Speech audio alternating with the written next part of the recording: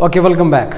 Now in this video lecture we are going to discuss about the nuclei of the hypothalamus and their functions, and then second part of this video lecture we are going to discuss the nuclei of the thalamus. So first nucleus of the hypothalamus is the lateral nucleus. Lateral nucleus. And what is the function of lateral nucleus? That it stimulates your hunger. It makes you hungry. So hunger. And suppose if this nucleus is damaged,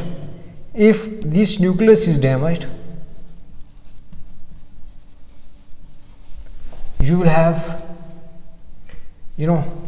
BMI below 18. You will become thin because you will not feel hungry. So hunger, this is function of the lateral nucleus of the hypothalamus. Then number two is the ventromedial nucleus.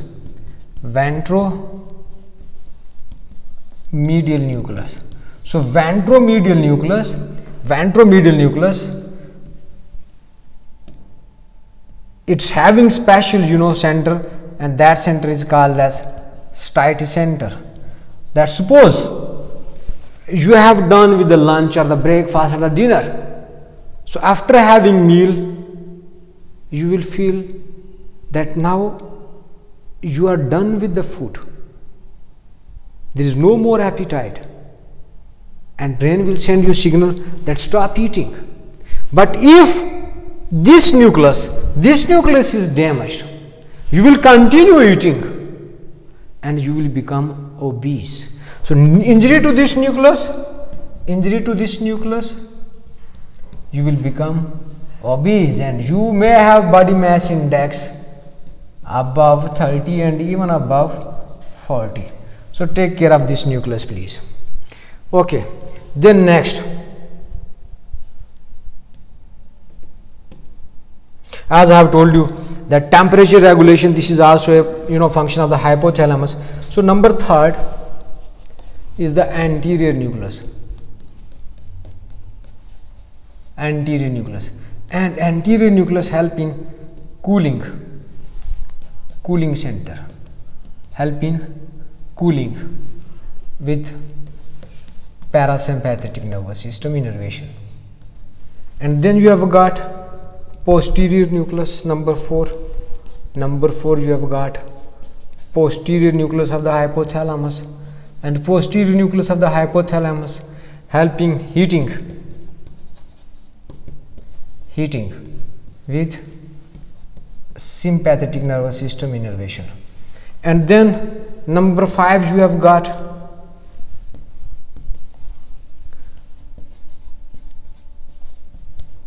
suprachiasmatic nucleus.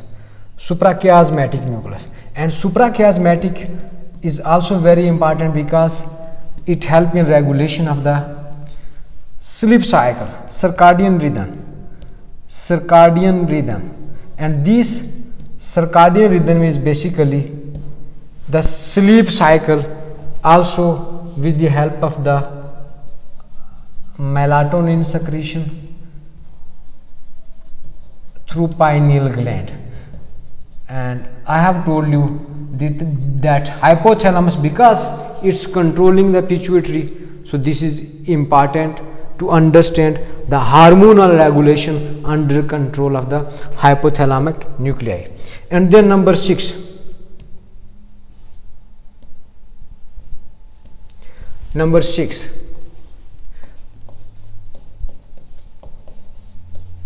supraoptic and paraventricular nuclei. Supraoptic and paraventricular nuclei, these nuclei basically help in secretion of oxytocin, very important hormone, and then ADH, antidiuretic hormone. So these hormones are basically produced by these nuclei, supraoptic and paraventricular, but they are basically stored and released from posterior pituitary. So remember also from posterior pituitary gland. Okay. Then next you have got number 7. Number 7, another very important, preoptic nuclei. Preoptic nuclei. So preoptic nuclei basically it help in secretion of GnRH, and it also control sexual behavior and also the thermoregulation.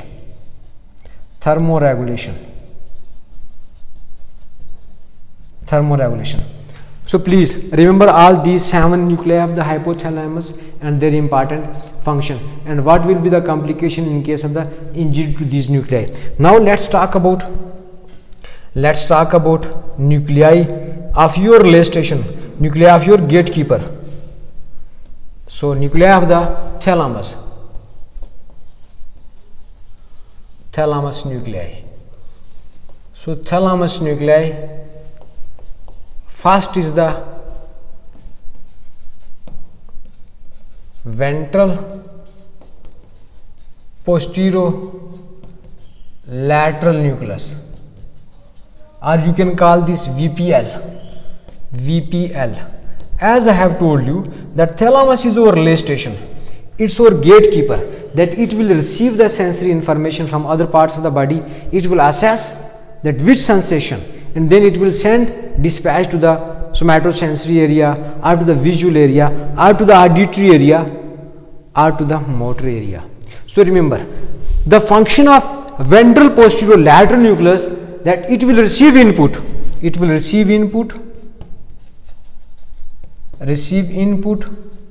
from your dorsal column, and we have already discussed the function of dorsal column when we were talking about tracts, dorsal column and spinothalamic tract. So dorsal column you will receive vibration, you will receive proprioception.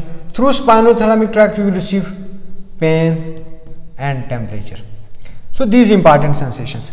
So these important sensations input will be received by these ventral posterolateral nuclei of the thalamus, and then it will be dispatched to primary somatosensory area, and primary somatosensory area is localized in parietal lobe. So parietal lobe. So in this sequence you have to remember how you are receiving, how thalamus is assessing, and then dispatching to the somatosensory area. Then number 2, second nuclei. Second, this was a VPL, and now we are talking about VPM, ventral posteromedial nucleus. So ventral posteromedial nucleus. Remember, this nucleus will receive sensations from your face. Motor activity of the face is through the facial nerve or through the trigeminal nerve, but pure sensations from the face are only received by the trigeminal nerve. From other parts of the body you will receive the pain, temperature, proprioception, vibration through spinothalamic tract, whether this is the lateral or the anterior, or your posterior horn of the spinal column, the dorsal column, nucleus gracilis, cuneatus, but through the face you will receive through the trigeminal nerve. So ventral posteromedial nucleus will receive the sense of the face, pain, temperature of the face, or special sense, the gustatory, the taste. So facial sensations, and then taste also will be received, because taste is also a special sense, and it will be transported to primary somatosensory area, to same lobe, to your parietal lobe, to your parietal lobe. So let's discuss about your vision now. Third is lateral geniculate nucleus. Lateral geniculate nucleus. Lateral geniculate nucleus. L mean lateral and L light. So lateral geniculate body is part of your visual pathway. Visual, optic nerve, the second nerve which is sensory, then optic tract, optic chiasma, and then optic radiation, and then lateral geniculate body.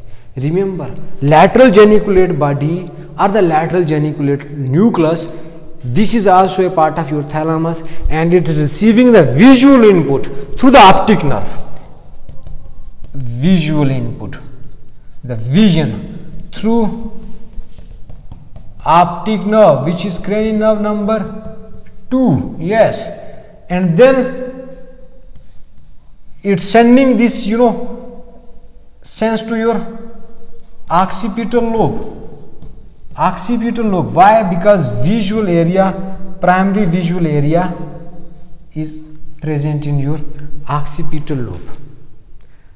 So in this way we have completed so far 3 nuclei of the thalamus. Now next, number 4, let's discuss about your auditory area. So medial geniculate nucleus. Medial geniculate nucleus. Medial geniculate was M medial and M music. So you can listen the music. Now I am audible to you, you are watching my lecture. So this hearing sensation, this is also a special sense, and this sense will be dispatched to your primary auditory area, to the temporal lobe, through this special gatekeeper, the medial geniculate nucleus. So medial geniculate nucleus receiving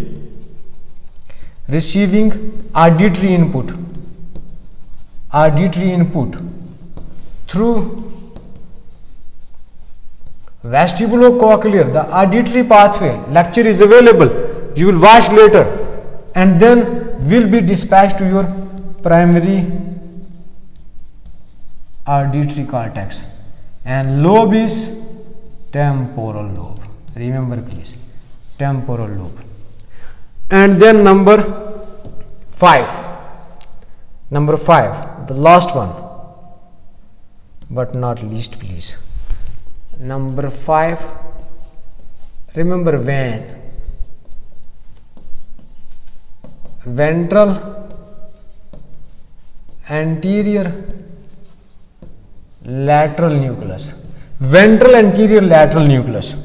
Now so far we have discussed the sensory input. So this last nucleus of the thalamus, it's coordinating with the motor input through the basal ganglia and cerebellum. So receiving the motor input, remember, receiving a motor input from basal ganglia and then cerebellum also, cerebellum, and then transport to the primary motor cortex. Primary motor cortex, and where is the lobe? The frontal lobe. Frontal lobe. So in this way you have to memorize all these nuclei, their specific actions, and then primary areas. I hope you understood. Till next lecture, stay blessed.